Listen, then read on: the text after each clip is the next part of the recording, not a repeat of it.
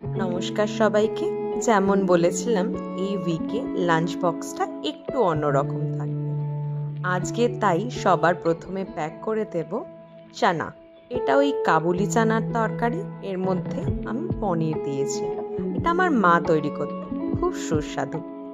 আর এর সাথে রয়েছে আটার লুচি। আমরা বাঙালিরা তো ময়দার লুচি খেয়েই বড় হয়েছি, বাট আমার ঠাকুমা প্রথম আমাকে এই আটা লুচি খাইয়েছিল। তারপর থেকেই আমি আটা লুচির ফ্যান।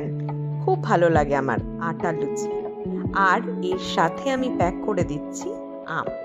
গরমকালে আর এখন যেহেতু আমের সিজন, আমরা বেশিরভাগ টাইমেই এই আমটা বাড়িতে এনে খাওয়া দাওয়া করছি।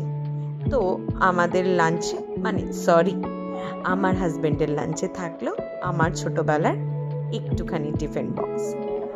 আজ আমি এটাই ওকে প্যাক করে দিলাম।